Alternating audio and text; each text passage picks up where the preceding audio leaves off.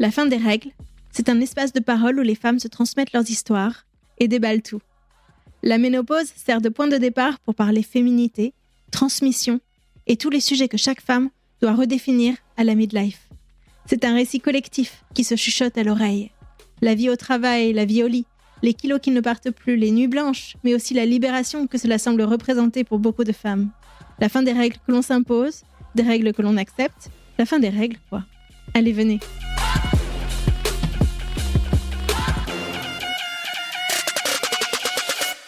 Comment ça se passe avec ton mari? Est-ce que tu sens que prendre de l'âge, après autant d'années de vie commune, la relation change?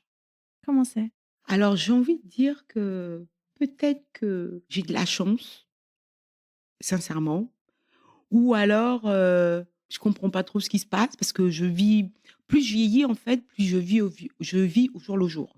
J'essaie de pas trop me prendre la tête. Et la chance que j'ai, quand je dis je crois que j'ai de la chance, c'est que je suis sûre que lui aussi il est tu vois, c'est plus le même homme.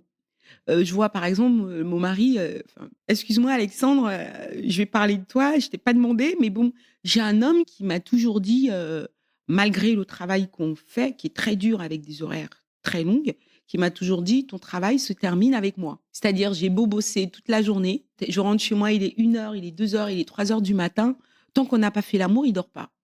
Et du coup, je lui disais: «Mais attends, mais je suis ton somnifère mec, je suis crevée quoi, j'ai envie de dormir». Il me dit: «Oui, mais» et en plus, ce qui est drôle, c'est maintenant que tu vois, quand je te parle, ça me revient.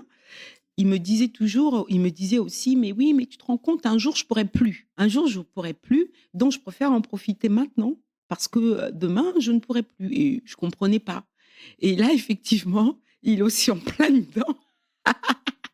Donc du coup, c'est moins régulier, quoi. Puis moi, j'ai jamais été quelqu'un de vraiment axé, dans la sexualité, enfin, entre guillemets, «brutal». Moi, je suis plus câlin, c'est-à-dire, pour moi, faire l'amour avec mon mari, c'est on va se coucher, je suis blottie dans ses bras, je m'endors, j'ai passé mon meilleur moment, quoi. Vous voyez? C'est pas enfin, tu vois, c'est pas forcément, le geste en tant que tel, quoi. Mais lui, tu es pas d'accord avec ça? Non. Non, non, lui, on fait pas l'amour, s'il y a pas eu de pénétration, il a pas fait l'amour. Donc tu as accepté ça pendant des années? J'ai accepté ça pendant des années parce que aussi, c'est peut-être mon éducation, c'est peut-être ma génération qui fait que, on dit pas non. Parce que même si on dit non et que, il ne l'entend pas et ben, au final, on dit: «OK» et puis même, je sais même qu'il m'est arrivé de dire: «Bon, OK, au moins comme ça, je suis tranquille, je dors». Mais malheureusement, je sais pas comment sont les autres femmes. Après l'amour, si on n'en avait pas vraiment envie, ben, on dort pas tout de suite et on voit l'autre à côté qui ronfle parce que justement lui, il a eu son comme je dis, son somnifère et que, moi en fait, c'était plus, donc du coup, ouais, c'est pas forcément agréable. Mais bon, j'ai vécu comme ça et au fur et à mesure du temps, ça ne devient plus, un problème, je pense. Je crois qu'on l'occulte, ça fait partie de la vie, quoi, de notre vie, du moins. Et aujourd'hui, donc tu dis que c'est moins régulier. Comment ça se passe? Est-ce que ça se transforme? Est-ce que ça ressemble plus à ce que tu aimes toi ou pas spécialement? Et ben, je pense que c'est pour ça que je disais aussi que j'ai de la chance parce que ça ressemble plus à ce que je veux moi. Parce que, il prend plus le temps. Comme il est fatigué, ben, moi, je peux en profiter pour, me blottir et puis, il s'endort comme ça, on s'endort comme ça et moi, au contraire, c'est génial. Pour moi, c'est pardon Alexandre. Si je me retrouve sans mari, je viendrai t'attraper.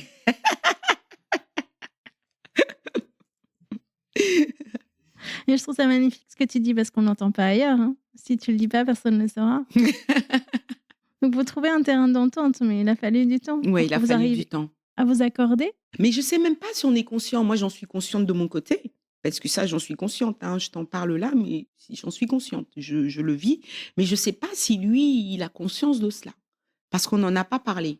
Il m'a parlé, par exemple, le moment où il sentait que, il y a l'érection n'était pas là, et je l'ai rassuré en disant: «Mais c'est pas grave». Au fond de moi, je me disais: «Génial, je suis mauvaise. Oh là là, je vais me faire tuer».